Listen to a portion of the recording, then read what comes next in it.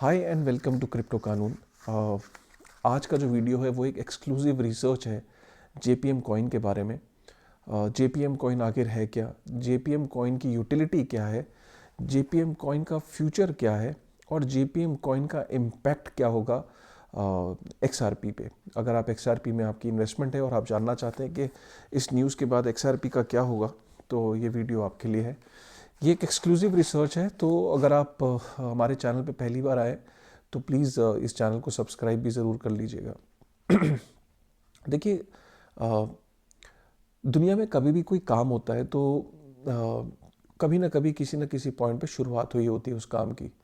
अगर हम बात करें आपकी और मेरी जेब में जो पेपर करेंसी होती है, इसकी भी कभी ना कभी शुरुआत हुई थी। तो इसको इन्वेंट किया था चाइना ने। उसके बाद इसको फॉर्मलाइज्ड तरीके से जो इसका इस्तेमाल किया था वो स्वीडन ने इसका इस्तेमाल किया था यूरोप में, बैंकिंग चैनल के थ्रू और फॉर्मल तरीके से इसको जो शुरू किया था। तो हर चीज़ की कहीं ना कहीं शुरुआत होती है। तो आप इस चीज़ को ये लेके चले कि जो जेपीएम कॉइन, जो इतने बड़े बैंक जेपी मॉर्गन बैंक ने जो लॉन्च किया है, ये एक बहुत बड़े रेवोल्यूशन की शुरुआत हुई है। क्योंकि आप ये समझ लीजिए कि शायद ये कॉइन अगर किसी और बैंक ने लॉन्च किया होता दुनिया के किसी कोने में, तो ये न्यूज़ शायद एक दो वेबसाइट पे आती, 4 लाइन के अंदर आती और ख़त्म हो जाती और कोई भी इसे हाईलाइट नहीं करता। क्योंकि इसे जेपी मॉर्गन ने लॉन्च किया है, जो कि बिटकॉइन का उनके जो सीईओ हैं वो बिटकॉइन के इतने बड़े क्रिटिक रहे हैं, तो ये अपने आप में एक बहुत बड़ी खबर है। ऐसा कोई मेन स्ट्रीम मीडिया नहीं बचा है, ना ही कोई ऐसा कोई यूट्यूबर, कोई क्रिप्टो का मीडिया हाउस जिसने इस न्यूज़ को कवर नहीं किया। हमने भी इस न्यूज़ को कवर कर रहे हैं, हमने भी इस पर रिसर्च करी। हमारी रिसर्च में कुछ बहुत ही ऐसे एक्सक्लूसिव पॉइंट्स हैं जो आपको जब पता लगेंगे, जो हम आपके सामने लेके आएंगे कि इसका पर्पस क्या है जेपीएम कॉइन के को लॉन्च करने के पीछे जेपी मॉर्गन का। तो शुरू करते हैं। तो सबसे पहले हम ये समझ लेते हैं कि जेपी मॉर्गन एक्चुअली में साइज़ में कितना बड़ा, ये आखिर जेपी मॉर्गन है क्या। तो जेपी मॉर्गन के बारे में अगर हम, जो हमारी रिसर्च ये कहती है कि दुनिया का छठा सबसे बड़ा बैंक है, अमेरिका का सबसे बड़ा बैंक है, और जितनी भी पब्लिकली ट्रेडेड कंपनीज़ हैं दुनिया में, तो उसमें इसका थर्ड रैंक है। तो पब्लिकली ट्रेडेड कंपनीज़ में अगर हम बात करें, इंडिया से एक कंपनी है रिलायंस इंडस्ट्रीज़, वो भी उसमें फीचर करती हैं। फोर्ब्स की लिस्ट है 2018 की, इसका लिंक हमने डाल दिया नीचे डिस्क्रिप्शन पे। तो जो रिलायंस इंडस्ट्रीज़ का जो रैंक है वो 83rd रैंक है। तो आप इससे अंदाज़ा लगा सकते हैं कि रिलायंस इंडस्ट्रीज़ कितनी बड़ी है। वो उसका 83rd रैंक है और जेपी मॉर्गन का थर्ड रैंक है। एक दो एग्जांपल और जेपी मॉर्गन के साइज़ के बारे में। अगर दुनिया में 500 फॉर्च्यून कंपनीज़ हैं, तो 80% जो क्लाइंट्स हैं उन 500 फॉर्च्यून कंपनीज़ के, तो जेपी मॉर्गन के वो क्लाइंट हैं 80%। तो 400 कंपनीज़ जो हैं वो जेपी मॉर्गन बैंक की क्लाइंट है। अगर हम वॉल्यूम की बात करें तो 6 trillion US dollar JP Morgan daily भेजता है अपने क्लाइंट्स के बिहाफ पे, अपने बैंक्स के अंदर क्रॉस बॉर्डर पेमेंट्स करता है वो। और करता किसके थ्रू है? स्विफ्ट के थ्रू करता है वो। तो ये एक बहुत बड़ा वॉल्यूम है। और ये इनफैक्ट उन्होंने बोला भी है अपने जो जो उन्होंने मीडिया इंटरेक्शन किया उसमें बताया भी कि हम लोग 6 ट्रिलियन यूएस डॉलर भेजते हैं। तो कहीं ना कहीं जब हम इतनी बड़ी रकम डेली बेसिस पे भेजते हैं, तो एक तो जो पुराना सिस्टम है, जो ट्रेडिशनल सिस्टम है स्विफ्ट का, वो बहुत ही स्लो है और कॉस्टली है। तो जिसके अंतर्गत उन्होंने ये कदम उठाया कि क्यों ना इसको जेपीएम कॉइन के थ्रू ट्राई किया जाए। तो अगर हम बात करें तो जेपीएम कॉइन के कुछ फीचर्स, तो बेसिकली जेपीएम कॉइन एक डिजिटल टोकन है जिसका इस्तेमाल किया जाएगा। जो इनका जो होलसेल बिजनेस है, होलसेल बिजनेस का मतलब एक तो होता है रिटेल बिजनेस, जो छोटे छोटे जो रिटेल, एक इंडिविजुअल जो होता है जो बैंक में खाता खोलता है, बैंक में ऑपरेट करता है जैसे मैं और आप। और एक होते हैं होलसेल बिजनेस में फाइनेंशियल इंस्टीट्यूशंस। तो इसने अपने जो फाइनेंशियल इंस्टीट्यूशंस, जो इंस्टीट्यूशनल क्लाइंट हैं, उनकी ट्रांजैक्शन को इंस्टेंटली सेटल करने के लिए ये डिजिटल टोकन लॉन्च किया है। तो उनकी जितनी भी फाइनेंशियल ट्रांजैक्शन है, किसी चाहे वो पैसा भेजना है, चाहे वो सिक्योरिटीज़ बाई करनी है, या सिक्योरिटीज़ इशू करनी है, या ट्रेडिंग करनी है, या कोई सेटलमेंट है, फाइनेंशियल सेटलमेंट है, वो सारी चीज़ें जो हैं अब वो डिजिटल टोकन्स के थ्रू इंस्टेंटली ये कर पाएंगे। तो ये इसका पर्पस है। तो बेसिकली क्या है कि अगर मुझे सपोज़ मैं एक इनका फाइनेंशियल क्लाइंट होता जेपी मॉर्गन का, तो मैं इनका केवाईसी का प्रोसेस, जो इनका केवाईसी का जो एक प्रोसेस है उसको पूरा करता। उसके बाद इनके खाते में यूएस डॉलर जमा करता, और जितने यूएस डॉलर जमा करता उसके बदले में मुझे उतने जेपीएम कॉइन मिल जाएंगे यूज़ करने के लिए, राइट। तो इसका मतलब क्या हुआ कि सपोज़ अगर मैंने $100 इनके अकाउंट में जमा करे और मुझे अगर उसके बदले में 100 जेपीएम कॉइन्स मिल जाएंगे, तो बेसिकली इससे ये पता लगता है कि एक जेपीएम कॉइन की जो कीमत है वो $1 है। तो आप तो कहोगे कि ये तो एक स्टेबल कॉइन है, तो जी हाँ, जो स्टेबल कॉइन के जितने भी फीचर्स हैं वो जेपीएम कॉइन के अंदर हैं, लेकिन ये स्टेबल कॉइन से ज़्यादा बेटर कह सकते हैं और ज़्यादा पावरफुल है, क्योंकि इसके पीछे की जो एंटिटी है वो जेपी मॉर्गन है जेपी मॉर्गन है। और क्योंकि ऑलरेडी इसके पास एक बहुत बड़ा क्लाइंट बेस है, जैसे कि हमने आपको बताया, तो कहीं ना कहीं they are more powerful like in comparison to a normal stable coin, जो कि अगर हम देखें तो मार्केट में ऑलरेडी 80 से ऊपर 70-80 से ऊपर स्टेबल कॉइन्स हैं। तो कौन कैसे रन करेगा ये, तो ये डिजिटल टोकन जो है इनका, ये इनकी अपनी एक प्राइवेट ब्लॉकचेन है उस पर रन करेगा, जिसका नाम है कोरम। कोरम अगर हम देखें तो वो इथेरियम का ही फोक समझ लीजिए, तो प्राइवेट ईटीएच ब्लॉकचेन है। तो इसको यूज़ करने के लिए जो इसमें पार्टिसिपेंट्स हैं उनको परमिशन चाहिए, जिसको जेपी मॉर्गन जिसको अलाउ करेगा वही इस पे पार्टिसिपेट कर सकता है। और दूसरा, इस पे पार्टिसिपेशन के लिए उनके जो केवाईसी जो स्टैंडर्ड्स हैं, जो केवाईसी नॉर्म्स हैं, उसको पूरा करना पड़ेगा। तो ये तो बात हो गई जेपीएम कॉइन के बारे में, जेपीएम कॉइन का जो फ्यूचर है उसके बारे में। तो बेसिकली जेपीएम कॉइन की यूटिलिटी क्या है, जो उन्होंने अपनी मीडिया इंटरेक्शन में जेपी मॉर्गन ने बोला है कि ये बेसिकली 3 चीज़ों को एड्रेस करेगा। तो 3 चीज़ों को क्या एड्रेस करेगा, सबसे पहले ये हेल्प करेगा जो जितने भी उनके जो बड़े बड़े क्लाइंट्स हैं, तो उनको पैसा भेजना पड़ता है अपने डिफरेंट जगहों पे। अब अगर बात करें तो जेपी मॉर्गन $6 ट्रिलियन जो है वो डेली बेसिस पे क्रॉस बॉर्डर पेमेंट्स करता है, जिसको वो स्विफ्ट के थ्रू यूज़ करता है। तो स्विफ्ट को के थ्रू भेजने में जेपी मॉर्गन को ये चैलेंज आता है कि एक तो वो कॉस्टली है और स्लो मूविंग है, उसके ऊपर पैसा बहुत स्लो मूव करता है, कई दिन लग जाते हैं पैसे को क्रेडिट होने के लिए दूसरे के अकाउंट में। तो इसलिए उन्होंने ये सर्विस यूज़ करी है। दूसरा, जेपीएम कॉइन का जो यूटिलिटी है वो ये है कि कोई भी इनका जो क्लाइंट है वो इस पे सिक्योरिटीज़ इशू कर सकता है। इनफैक्ट इन्होंने लास्ट अप्रैल में 2018 में एक टेस्ट किया था, एक कैनेडियन फर्म थी जिसके लिए इन्होंने करीब $150 मिलियन की जो सिक्योरिटीज़ थी वो इशू करी थी। तो ब्लॉकचेन के ऊपर ये सिक्योरिटीज़ भी इशू कर सकते हैं अपनी ब्लॉकचेन के ऊपर, और जेपीएम कॉइन का उसमें भी इस्तेमाल हो सकता है इंस्टेंटली, जो कॉन्ट्रैक्ट के जो सेटलमेंट्स हैं उसके लिए। तीसरा, इनका ट्रेजरी सर्विसेज हैं जिसके अंदर ये यूज़ कर सकते हैं। ट्रेजरी सर्विसेज में इनके जैसे फेसबुक है, वो पूरी दुनिया में उसके सेंटर्स पूरी दुनिया में उनके ऑफिसेज हैं, रीजनल ऑफिसेज। अब इतने बड़े पूरी दुनिया में उनको एम्प्लॉयज़ को सैलरी देनी है, अकाउंट्स में पैसे ट्रांसफ़र करने, तो एक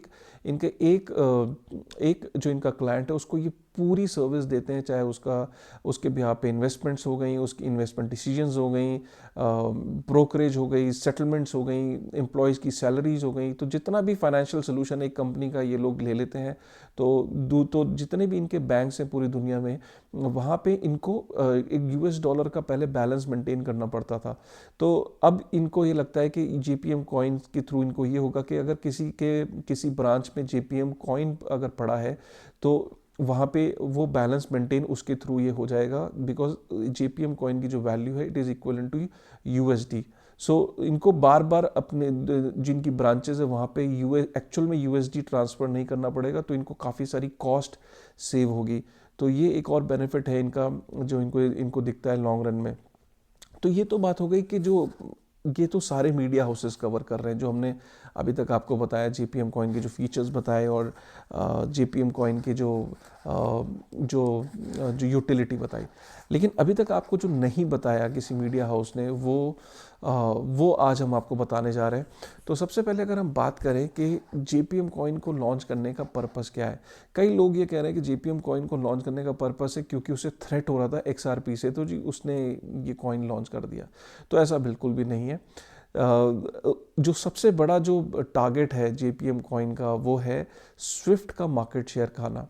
तो जो स्विफ्ट जो है, जो अभी जो करंटली अगर आपको किसी भी जो दुनिया के अंदर जो फाइनेंशियल इंस्टीट्यूशंस हैं जो एक जगह से दूसरी जगह जो पैसा भेजते हैं, वो स्विफ्ट नेटवर्क के थ्रू पैसा भेजते हैं। तो आइए समझ लेते हैं पहले कि स्विफ्ट नेटवर्क आखिर है क्या। तो स्विफ्ट की अगर हम डेफिनेशन को समझें तो ये एक तरह का, पहले स्विफ्ट जो है इसकी फुल फॉर्म ये है, society for world wide interbank financial telecommunication. तो आज की डेट में कोई भी फाइनेंशियल इंस्टीट्यूशन है, अगर उसको एक देश से दूसरी जगह देश में पैसे भेजने हैं तो उसको स्विफ्ट के थ्रू भेजने होते हैं। इनफैक्ट स्विफ्ट इतना बड़ा है कि दुनिया के अंदर जितनी भी क्रॉस बॉर्डर पेमेंट्स होती हैं वो 50% स्विफ्ट के थ्रू होती है। तो स्विफ्ट को आप इस तरीके से समझें कि ये एक तरह की सोसाइटी है, नॉन प्रॉफिट सोसाइटी है, नॉन प्रॉफिटेबल सोसाइटी है, जिसके अंदर करीब 11,000 बैंक्स इसके मेंबर है पूरी दुनिया में, 5 कॉन्टिनेंट्स में। 45 साल 45 ईयर्स ओल्ड संस्था है, 45 साल पुरानी संस्था है। दुनिया की आधे से ज़्यादा जो क्रॉस बॉर्डर पेमेंट्स है उसका मार्केट शेयर स्विफ्ट के पास है। 11,000 मेंबर्स इसके हैं, हर मेंबर का एक यूनिक कोड होता है। तो ये एक मैसेज के ऊपर काम करते हैं, इनका एक पूरा एक नेटवर्क होता है। तो आपस में ये जितना भी एक जगह से दूसरी जगह पैसे को भेजने में ये फैसिलिटेट करते हैं। तो JP मॉर्गन या कोई भी बैंक है वो इन पे एंटायरली डिपेंडेंट है आज की डेट में पैसा भेजने के लिए। JP मॉर्गन को ये लगता है कि अगर जो स्विफ्ट का जो मार्केट शेयर है जितना जो, क्योंकि स्विफ्ट का जो मार्केट शेयर है, अगर JP मॉर्गन अपनी ये डिपेंडेंसी स्विफ्ट के ऊपर से ख़त्म कर दे और ख़ुद अगर अपना कॉइन लॉन्च कर दे और अपने कॉइन के थ्रू वो पैसे को अगर इंस्टेंटली भेजना शुरू कर दे कॉस्ट इफ़ेक्टिव तरीके से, तो जो पैसा आज वो स्विफ्ट के ऊपर खर्चा करता है पैसा भेजने में, तो वो पैसा वो सेव कर लेगा, वो उसकी खुद की इनकम हो जाएगी।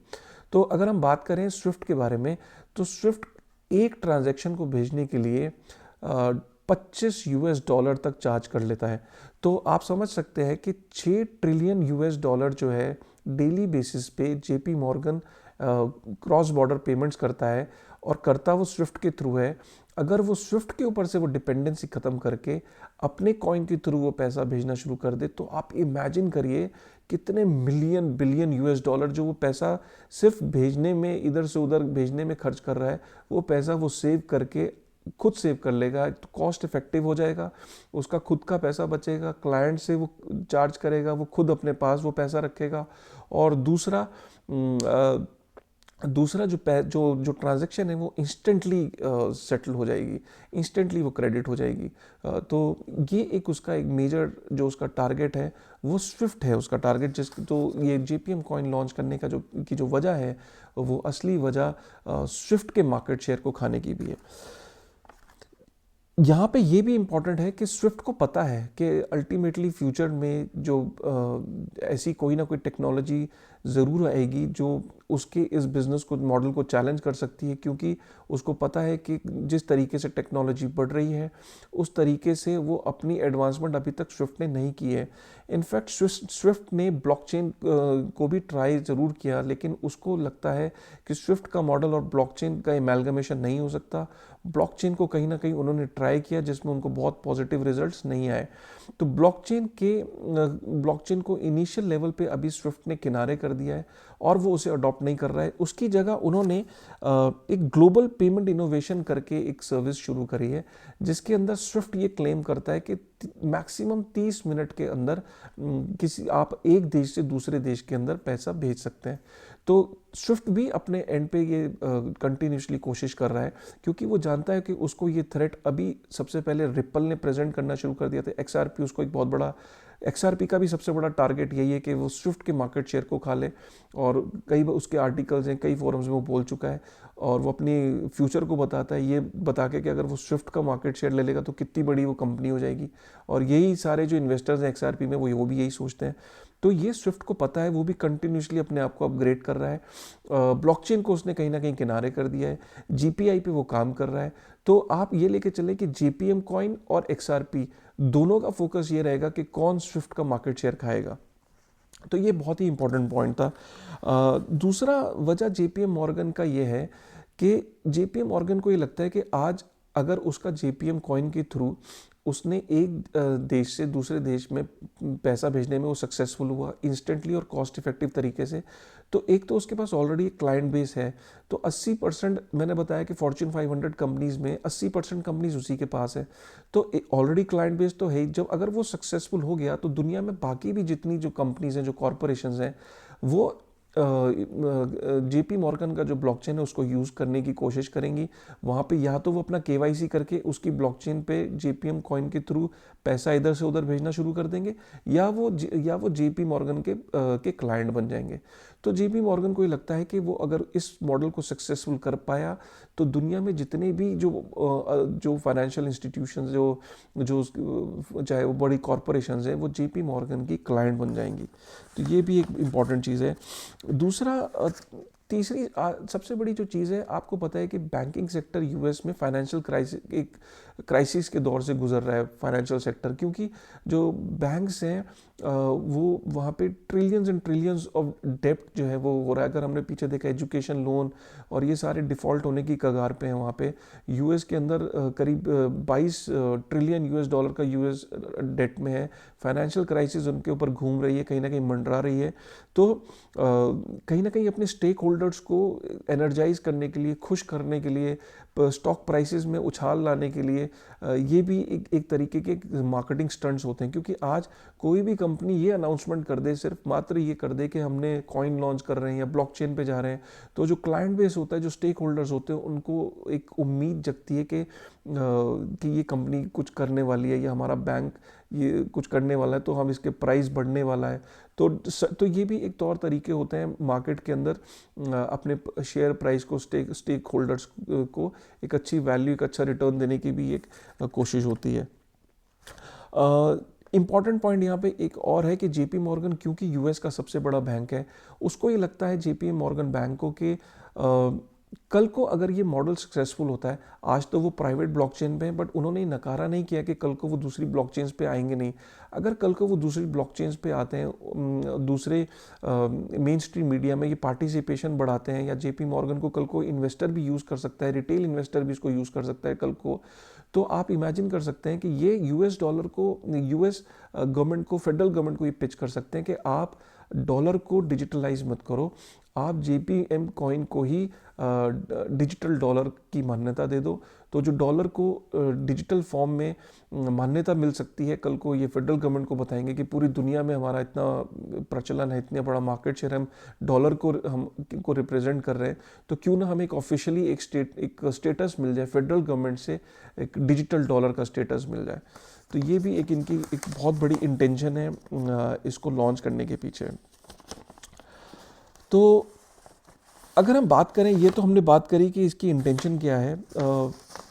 काफ़ी सारे मेन स्ट्रीम मीडिया में एक और हेडिंग्स इस तरीके से डिज़ाइन थी कि JP मॉर्गन जो है वो एक क्रिप्टो करेंसी है। तो एक्चुअल में अगर हम देखें तो JP मॉर्गन कॉइन जो है ये एक क्रिप्टो करेंसी तो हम इसको आज की डेट में नहीं कह सकते, ये एक डिजिटल टोकन है। अगर हम बात करें तो कहीं ना कहीं फिर वही वाली बात कि JP मॉर्गन ने कॉइन वर्ड जानबूझ के, आप एक स्ट्रैटेजी के तहत इसको लगाया है इसके पीछे, क्योंकि एक एक्साइटमेंट बढ़ेगी, मेन स्ट्रीम मीडिया में कवरेज आएगी।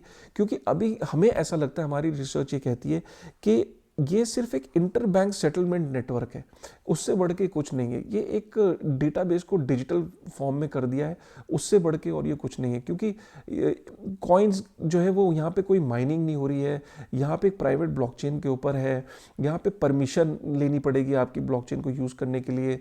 कोई आपका ऑडिट, थर्ड पार्टी आपका ऑडिट नहीं कर सकता। आपका जो डेटाबेस है वो आप ही के लोग, आप ही का सिस्टम एक्सेस कर सकता है। तो ये एक प्योर क्रिप्टो करेंसी नहीं है। क्रिप्टो करेंसी तो वो होती है जिसके अंदर कंसेंसस सिस्टम के अंदर अगर किसी को भी पार्टिसिपेट करना है तो उसको परमिशन लेने की ज़रूरत नहीं है, कोई भी क्रिप्टो को यूज़ कर सकता है। तो ये कहीं ना कहीं इसको क्रिप्टो करेंसीज की मान्यता देना मेन स्ट्रीम मीडिया ने जो दिया है ये एक सही नहीं है, और ना ही ये एक क्रिप्टो करेंसी है। इनफैक्ट उन्होंने अपना एक FAQs लॉन्च करा है जिसके अंदर वो खुद कहते हैं कि वो क्रिप्टो करेंसी नहीं है, क्रिप्टो करेंसी से डिफरेंट है। इनफैक्ट उन्होंने अपने आप को स्टेबल कॉइन से भी परे रखा है कि वो स्टेबल कॉइन भी नहीं है। तो एक तरीके से हम देखा जाए तो ये बिल्कुल ही सेंट्रलाइज्ड है, तो कहीं भी ये डिसेंट्रलाइज्ड नहीं है। तो ये कहना कि क्रिप्टो करेंसीज के बराबर की चीज़ है तो ये बिल्कुल गलत है। हाँ, लेकिन एक चीज़ ज़रूर है, क्योंकि ब्लॉकचेन के ऊपर है, ब्लॉकचेन का इस्तेमाल कर रहे हैं, डिजिटल टोकन है, तो इससे नो डाउट ये, और मेन स्ट्रीम मीडिया में खबर आई कि JP मॉर्गन जब ने ब्लॉकचेन को अडॉप्ट कर लिया और क्रिप्टो को लॉन्च कर रहे हैं और क्रिप्टो करेंसीज का नाम आ रहा है, तो डेफिनेटली एक अवेयरनेस लोगों को बढ़ रही है और लोगों को इंपॉर्टेंस समझ में आ रही है डिजिटल टोकन्स की, क्रिप्टो करेंसीज की। तो मेन स्ट्रीम मीडिया में जब भी कभी ऐसी एक इन्फॉर्मेशन आती है और इतना बड़ा जो संस्था है जब उसकी अडॉप्शन करता है तो नो डाउट पूरी दुनिया में उसकी एक अलग लेवल पे एक अवेयरनेस और अडॉप्शन हो जाएगी।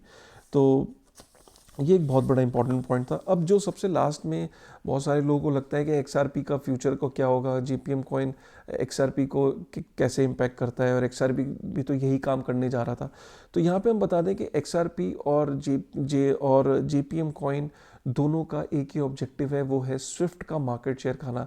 JPM कॉइन अभी एट दिस मोमेंट XRP को कहीं कोई कंपटीशन नहीं देने वाला, क्योंकि ये असलियत में क्रिप्टो करेंसी है ही नहीं, ना ये डिसेंट्रलाइज्ड है, प्राइवेट ब्लॉकचेन पे है। कहीं ना कहीं XRP डिसेंट्रलाइज्ड है और प्राइवेट ब्लॉकचेन पे नहीं है, कोई भी उसको यूज़ कर सकता है, कोई भी उसके कंसेंसस सिस्टम में पार्ट ले सकता है, उसकी ब्लॉकचेन को वेरीफाई कर सकता है।